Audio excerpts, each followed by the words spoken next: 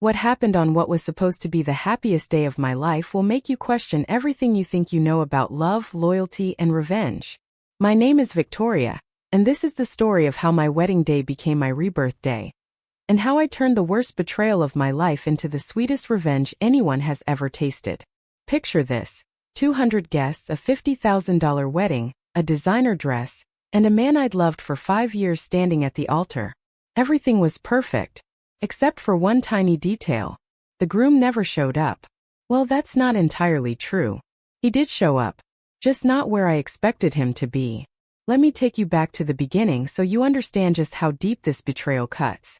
My name is Victoria Sterling. I'm 32 years old, and until 6 months ago, I was the head of marketing at Sterling & Associates, one of the most prestigious consulting firms in Chicago. The irony of sharing a last name with the company wasn't lost on anyone, including my boss, James Sterling, who wasn't related to me but found the coincidence amusing. I'd been with my fiancé Marcus for 5 years. We met at a college reunion where he was the charming, successful real estate developer who swept me off my feet with promises of a perfect future together. Marcus was everything I thought I wanted. Handsome, ambitious, charismatic. He knew exactly what to say and when to say it. For 5 years, I built my life around this man. I moved to Chicago for him. I took the job at Sterling & Associates because it impressed him. I even changed my personal style because he mentioned once that he preferred brunettes to blondes, so I dyed my naturally blonde hair dark brown. Looking back, I was so busy becoming the woman Marcus wanted that I forgot who Victoria really was. Our wedding was planned for October 15th at the Palmer House Hotel. Everything was booked a year in advance. I'd spent months choosing every detail: the flowers, the music, the menu, the seating arrangements. Marcus seemed enthusiastic about it all, though he left most of the planning to me. "You're so much better at this stuff, babe," he'd say with that charming smile. "I trust your judgment completely." I thought it meant he respected my decision-making. I had no idea it meant he simply didn't care. The week before our wedding, Marcus seemed different. Distracted.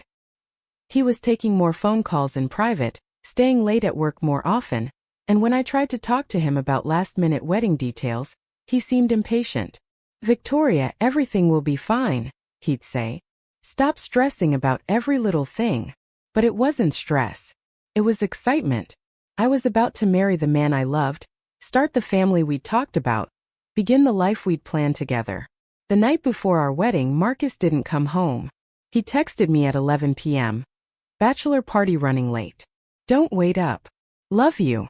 I went to sleep alone in our apartment, thinking about how the next night, I'd be Mrs. Marcus Thompson, and we'd be starting our honeymoon in Italy.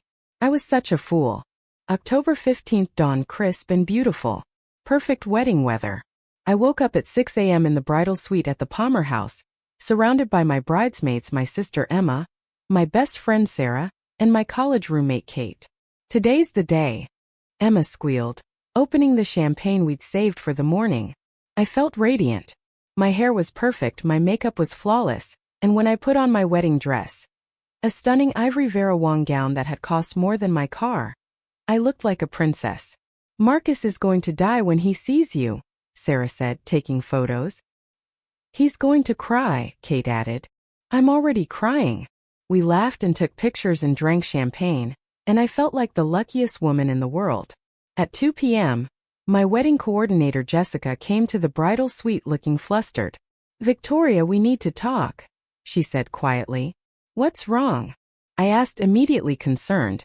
Marcus isn't here yet. The groomsmen arrived, but they said they haven't seen him since last night." My stomach dropped. "What do you mean he isn't here? The ceremony starts in an hour." "I'm sure it's just traffic," Jessica said quickly. "Or maybe he's running late from his hotel. Let me make some calls." But I knew. Something in my gut told me this wasn't about traffic or timing. Something was very, very wrong. Emma tried calling Marcus. No answer. Sarah tried calling his best man, Derek. Derek answered but sounded evasive. "Derek, where is Marcus?" Sarah demanded. I don't know. He left the hotel this morning and said he had something important to handle." "Something important?" "His wedding is in an hour." I know. I'm sure he'll be here soon." But Derek's voice didn't sound sure at all. At 3 p.m., the exact time our ceremony was supposed to start. 200 guests were seated in the beautiful ballroom downstairs. The string quartet was playing, and I was standing in my wedding dress with no groom in sight. That's when Jessica came back to the bridal suite with a face like she'd seen a ghost. "Victoria, I need to tell you something." The tone of her voice made my blood freeze. "What?" "One of the hotel staff. They saw Marcus this morning in the lobby." "He wasn't alone." "What do you mean he wasn't alone?" Jessica looked like she was about to be sick. "He was with a woman. They were checking into a room together." The room started spinning. "That's impossible. You must be mistaken." "Victoria," Emma said gently, holding up her phone. "Look at this." She showed me a Facebook post. Marcus's ex-girlfriend Stephanie, the one he'd dated before me, the one he'd claimed meant nothing to him, the one he said he never thought about anymore, had posted a photo an hour ago. It was a picture of her left hand, wearing an engagement ring, with a caption that made my knees buckle. "When you know you know. He came back to me last night and we're eloping today. Sometimes love finds a way. Hashtag meant to be hashtag second chance at love hashtag elopement day." I stared at the photo trying to process what I was seeing. The ring looked expensive. Recent. Like it had been bought in the last 24 hours. "Victoria." Sarah's voice sounded like it was coming from underwater. I couldn't breathe. I couldn't think. My entire world was collapsing in real time. "He left me," I whispered. "On our wedding day. He left me for her." That's when my phone rang. Marcus's name appeared on the screen. With shaking hands I answered. "Victoria, I'm sorry." His voice was quiet, guilty. "You're sorry." I could barely speak. "You're sorry?" "Marcus, there are 200 people downstairs waiting for you to marry me." I know, and I feel terrible about this, but I can't do it. I can't marry you." "Why? What happened? What changed?" "Stephanie came back. She called me 3 days ago and said she made a mistake letting me go." "Victoria, I thought I was over her, but when I saw her." 3 days ago?" The betrayal hit me like a physical blow. "You've known for 3 days and you didn't tell me." I didn't know what to do. I was confused, I was torn. "You were torn? You were torn?" "I'm standing here in my wedding dress, Marcus. We have a honeymoon booked. We have a life planned."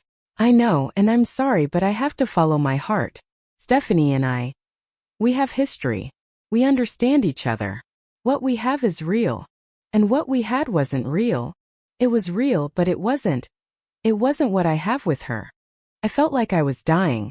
Actually dying. 5 years of my life, 5 years of love and trust and building a future together, and he was throwing it all away for his ex-girlfriend. "Where are you?" I asked. "We're at the courthouse. We're getting married this afternoon." "You're getting married? Today? On what was supposed to be our wedding day?" "Victoria, please try to understand." I hung up. I stood there in my $5,000 wedding dress, surrounded by my bridesmaids, with 200 guests waiting downstairs, and the man I planned to spend my life with was getting married to someone else. Emma wrapped her arms around me. "Victoria, I'm so sorry. What do I do?" I whispered. "How do I go downstairs and tell 200 people that the groom ran off with his ex-girlfriend?" "You don't," said a voice from the doorway. We all turned. Standing in the entrance to the bridal suite was James Sterling, my boss. He was dressed in a perfectly tailored black suit, and he was holding a bouquet of white roses. "Mr. Sterling?" I said, confused. "What are you doing here?" "I was invited to your wedding," he said simply. "I came to congratulate you. But it seems congratulations aren't in order." James Sterling was 38 years old, devastatingly handsome, and one of the most successful men in Chicago. He was also divorced, private, and had never shown any interest in me beyond our professional relationship. Until that moment. "Victoria," he said, his voice gentle but firm, "you have 2 choices.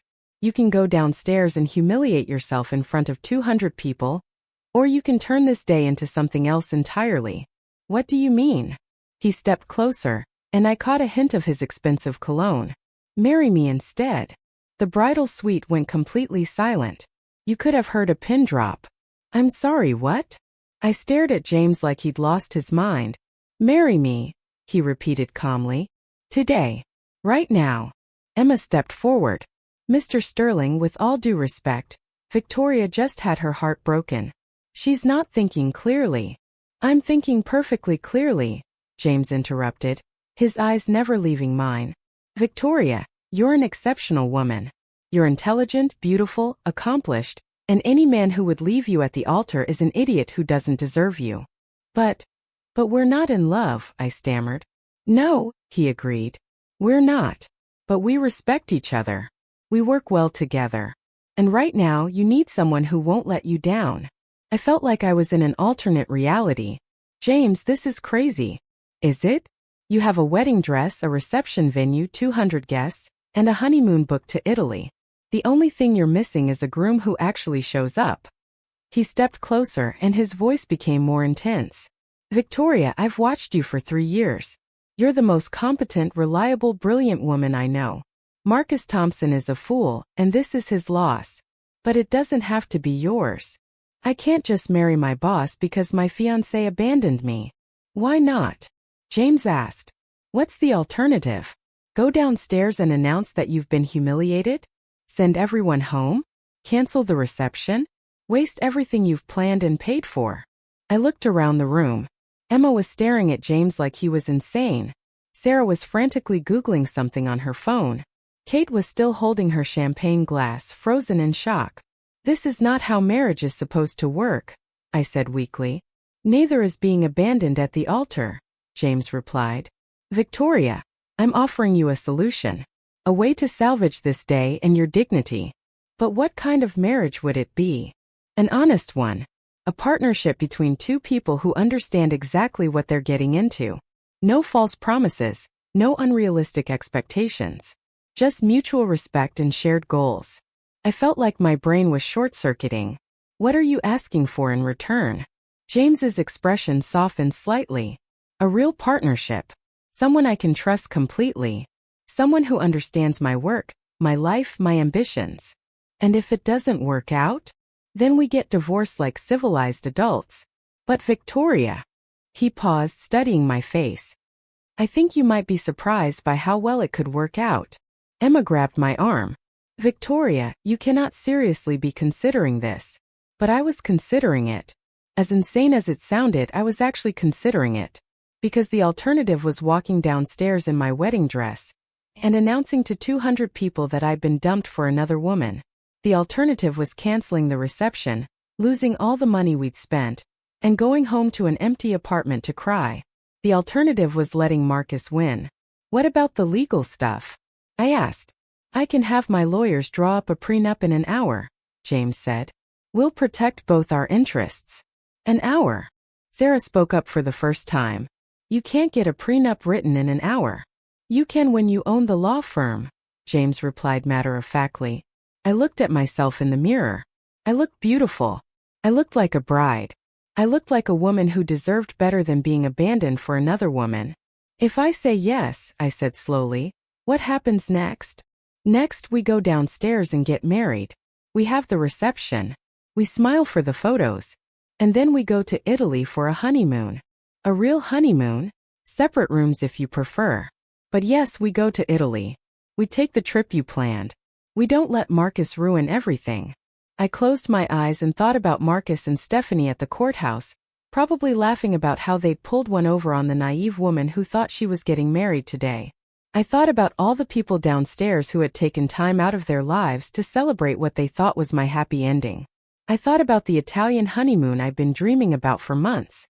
And I thought about James Sterling, successful, powerful, reliable James Sterling, standing in my bridal suite offering to save me from the worst humiliation of my life.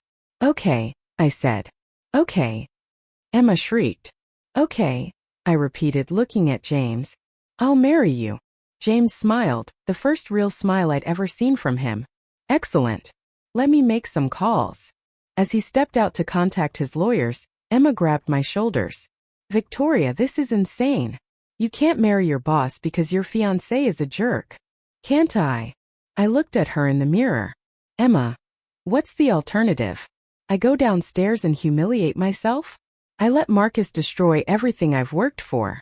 But marriage is supposed to be about love. Love. I laughed bitterly.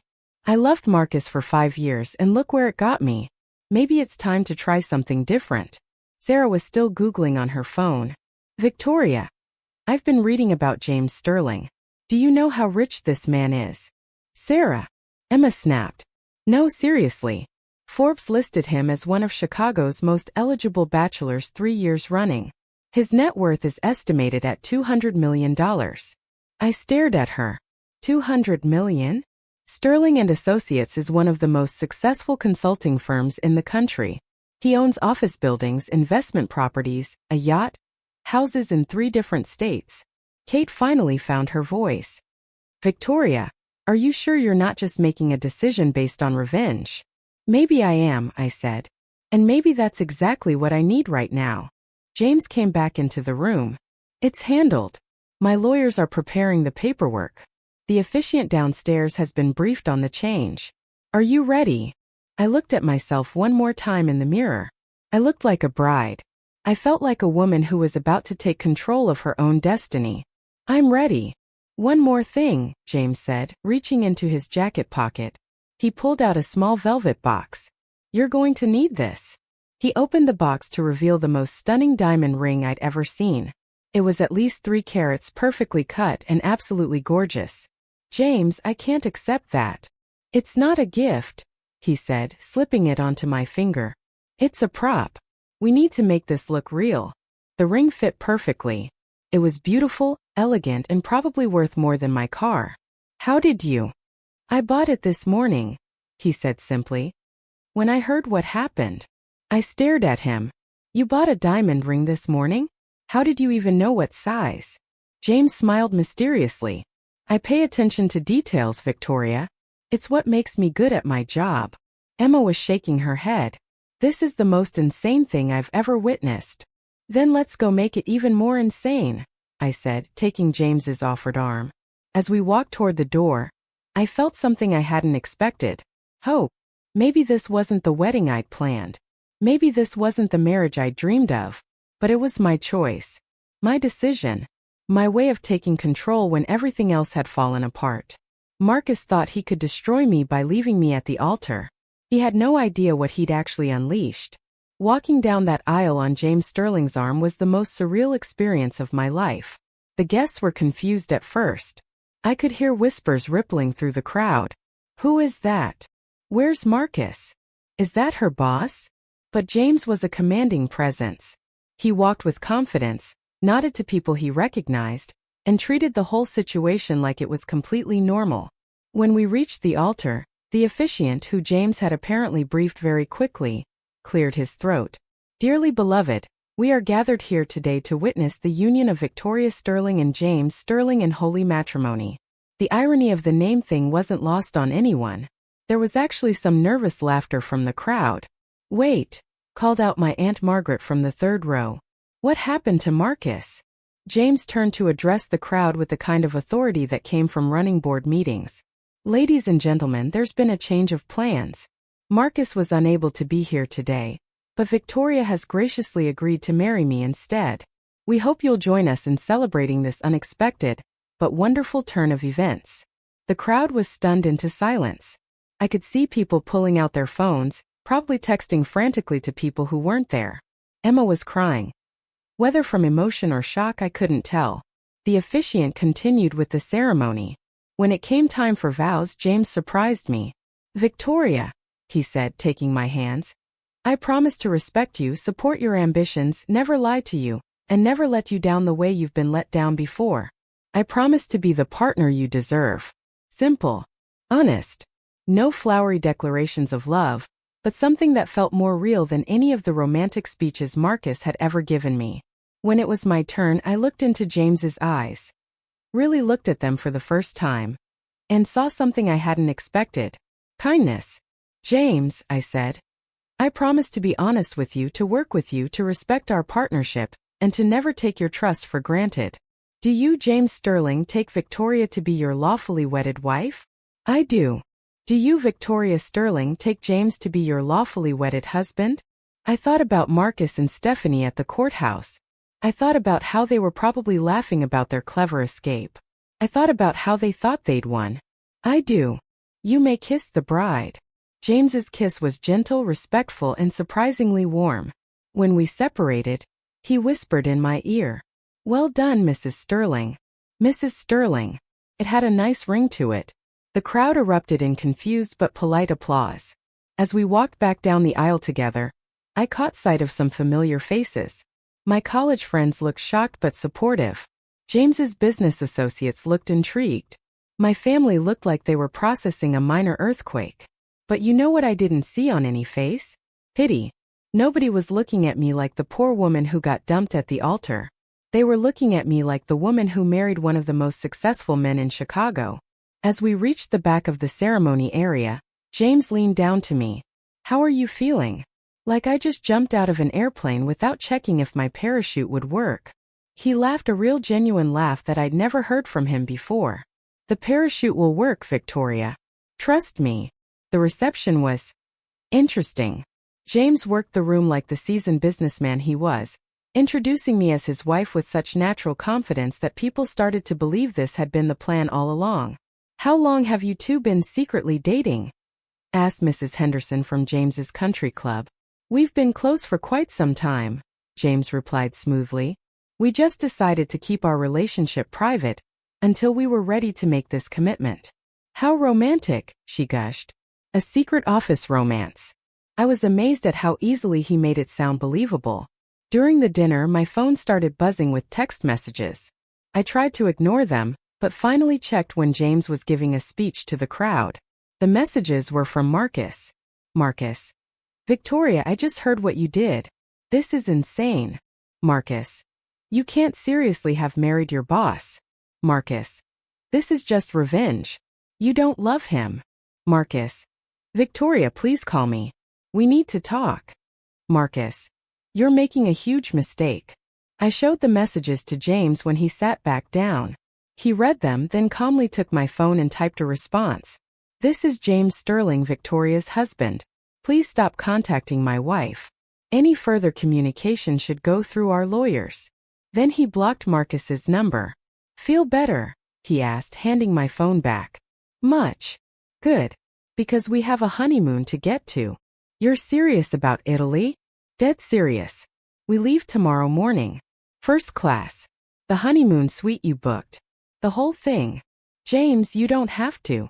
"Victoria," he interrupted. "We're married now. That means we're a team. And teams support each other." As the reception continued, I started to relax for the first time all day. James was charming, funny, and an excellent dancer. When people asked how long we'd been together, he spun stories that made our relationship sound romantic and destined. "I knew Victoria was special from the moment she started working for me," he told one group. "But it took me a while to convince her to take a chance on dating her boss." "How did you finally win her over?" asked someone. James looked at me with a smile that seemed almost genuine. "I proved to her that I was worth the risk." Later that evening, as we were cutting the cake, which now had Victoria and James hastily piped on top instead of Victoria and Marcus, my sister Emma pulled me aside. "Okay, I have to ask. Are you doing this just to get back at Marcus?" I thought about it. Maybe it started that way. But Emma, James is a good man. He's successful, he's reliable, he's respected. Maybe marrying for practical reasons isn't the worst thing in the world. But what about love? What about it? I loved Marcus with everything I had, and he left me at the altar. Maybe it's time to try something different. But what if you fall in love with James and he doesn't feel the same way? I looked across the room at my new husband, who was talking business with some clients but kept glancing over to make sure I was okay. Then I'll deal with that when it happens. As the evening wound down, James and I found ourselves alone for the first time as husband and wife. "So," he said, "how does it feel to be Mrs. Sterling?" "Surreal. But not terrible." "High praise," he said with a grin. "James, can I ask you something?" "Of course. Why did you really do this? Why did you offer to marry me?" He was quiet for a long moment, looking out at the dance floor where a few couples were still swaying to the music. "Because," he said finally, I've been watching you for 3 years and I've never understood what you saw in Marcus Thompson. You're extraordinary, Victoria. You deserve someone who sees that. And you think you're that someone? I think I'm someone who will never take you for granted. And right now that might be enough. As we left the reception that night, driving to James's penthouse apartment in his Aston Martin, I realized something. For the first time in 5 years, I felt like I was in control of my own life. Marcus had tried to destroy me by choosing someone else. Instead, he'd freed me to choose someone better. And I was about to show him just how big a mistake he'd made. The honeymoon in Italy was when everything changed. James had booked us the presidential suite at the Hotel Hassler in Rome. A suite so luxurious it made our original honeymoon booking look like a budget motel. Separate bedrooms, he assured me as we checked in. But we'll need to appear as a couple in public. Understood. But appearances became easier than I expected. James was cultured, well-traveled, and spoke fluent Italian. He knew the best restaurants, the hidden gems, the places tourists never found. On our second day, as we walked through the Villa Borghese gardens, I made a confession. I've never been treated like this before. Like what? Like I'm valuable. Marcus always made me feel like I should be grateful he chose me. You make me feel like I have worth. James stopped walking and turned to face me. Victoria, you're one of the most capable, intelligent, beautiful women I've ever met. If Marcus couldn't see that, he's an idiot. You think I'm beautiful? He looked at me with an expression I couldn't quite read. I think you're stunning. I always have. That night, over dinner at a small trattoria near the Pantheon, James told me about his first marriage. Her name was Catherine. We were young, thought we were in love. She was a socialite who wanted a husband as an accessory. When she realized I actually expected a partnership, she decided she preferred her tennis instructor. I'm sorry. Don't be. It taught me what I really wanted in a partner. Someone who understands ambition. Someone who wants to build something together instead of just spending money I've already made. Is that what you think we could do? Build something together? I think we already are. By the third day, something had shifted between us. James wasn't just being polite or fulfilling an obligation. He was courting me. He brought me coffee in the morning the way I liked it. He noticed when I admired something in a shop window and went back to buy it later. He asked about my dreams, my ambitions, my plans for the future. What did you want to be when you were a little girl? He asked as we toured the Colosseum. A lawyer, actually. I wanted to fight for people who couldn't fight for themselves. What changed? Marcus. He said marketing was more practical, more stable. He said I'd make more money and have better hours. James was quiet for a moment. What if I told you Sterling and Associates has been thinking about expanding into legal consulting? We'd need someone to head up that division. I stopped walking. Are you offering me a promotion on our honeymoon? I'm offering my wife an opportunity to pursue her dreams. My wife. The way he said it made something flutter in my chest. That evening, James surprised me with dinner on the hotel's private terrace. Candles, wine. A view of the entire city spread out below us. This is beautiful, I said. You're beautiful, he replied. And this time there was nothing polite or obligatory about it. James. Victoria, I need to tell you something. My heart started beating faster. What? This wasn't entirely spontaneous. Me proposing to you at the wedding. Felt a chill. What do you mean? I mean, I've been thinking about asking you out for 2 years. I just never found the right opportunity. 2 years. You were with Marcus. You seemed happy. I wasn't going to interfere with that. But you would have? If I'd been single. In a heartbeat. I stared at him, trying to process this information. So when Marcus left me at the altar. When Marcus left you at the altar, I saw an opportunity to show you what you deserved. I took it. Are you saying this whole thing was calculated? I'm saying I've wanted to be with you for a long time, and I wasn't going to let his stupidity cost me the chance. I should have been angry. I should have felt manipulated. Instead, I felt flattered, desired, chosen. You've wanted me for 2 years? Longer. But 2 years ago is when I admitted it to myself. And you never said anything? You were in love with someone else. Or you thought you were. I was in love with Marcus. Were you? Or were you in love with the idea of Marcus? The future you thought he represented. I thought about that. About how Marcus had never really seen me, never supported my dreams, never made me feel valuable the way James did. I don't know, I admitted. Victoria, James said, reaching across the table to take my hand. I'd like to make you an offer. Another one? Give this marriage a real chance. Not just as a business arrangement or a revenge plot. Give us a chance. And if it doesn't work out? Then we get divorced and remain friends. But if it does work out, what? Then you'll have everything you ever wanted with someone who actually deserves you. I looked at this man. My husband really looked at him. James Sterling was handsome, successful, intelligent, and kind. He'd rescued me from the worst day of my life and turned it into something beautiful. And he'd been wanting me for years. Okay, I said. Okay. Let's give it a real chance. James smiled and leaned across the table to kiss me. This time the kiss wasn't polite or for show. This time it was real. And it was perfect. That night I didn't sleep in the separate bedroom. We returned from Italy as a real couple. Not just on paper but emotionally, physically, everything. James moved me into his penthouse, and we began building a life together. But I hadn't forgotten about Marcus and Stephanie. I want to destroy them, I told James one morning over breakfast. Destroy them how? I don't know yet. But they humiliated me, and I want them to pay for it. James set down his coffee and looked at me seriously. Victoria, are you sure that's the path you want to go down? Why? Don't you think they deserve it? I think they're small petty people who will probably destroy themselves without your help. But if you really want revenge, I can help you do it properly.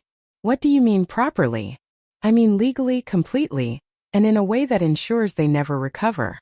That's when I learned exactly how powerful my husband really was. James Sterling wasn't just successful. He was connected.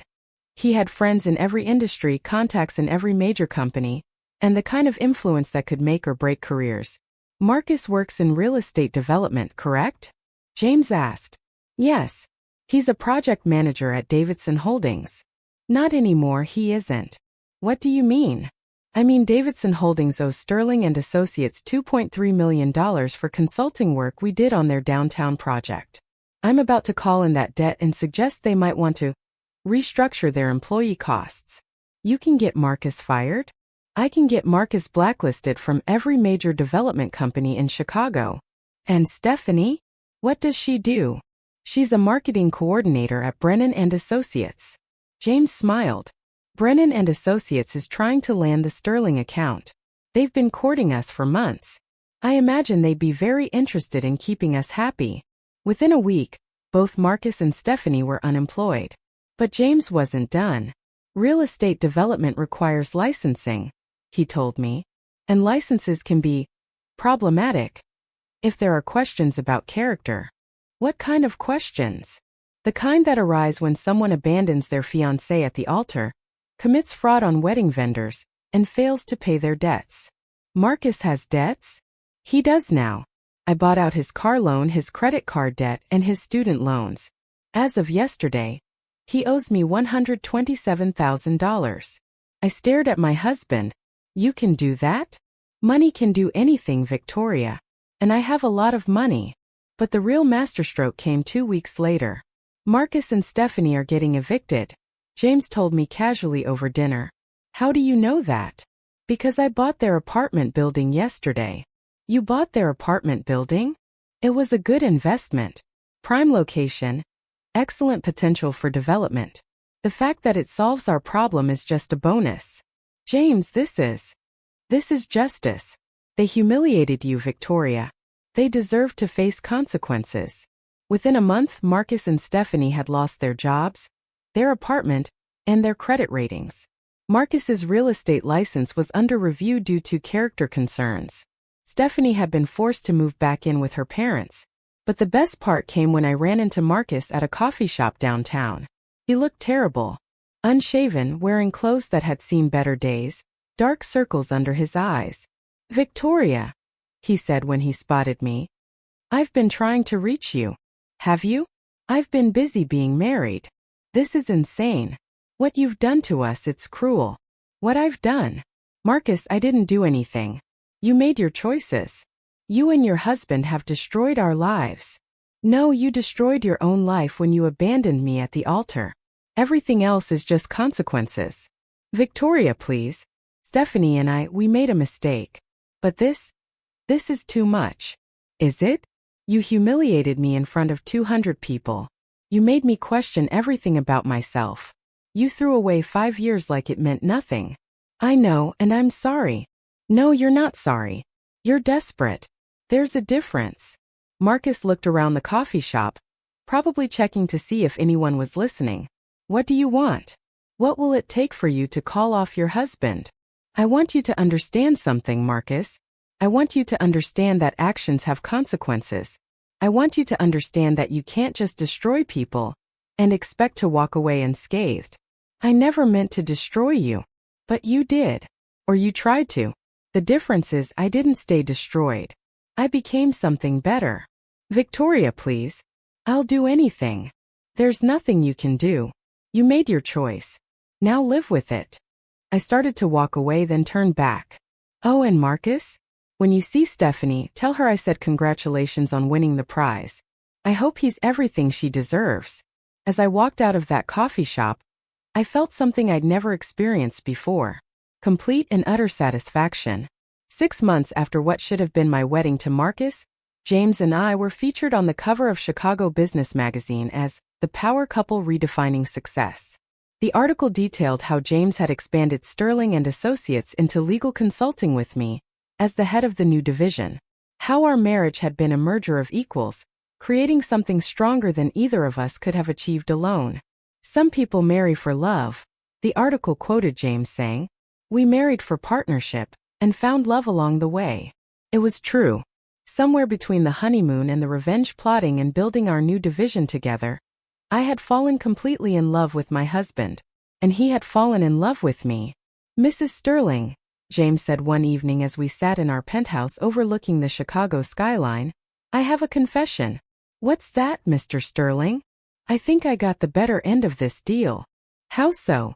I got the most amazing woman in Chicago as my wife, and all it cost me was destroying 2 people who deserved it anyway. I laughed and curled up against him on the couch. You know what the best part is? What? Marcus did us a favor. If he hadn't left me at the altar, I never would have married you. And I never would have gotten the chance to show you how you should be treated.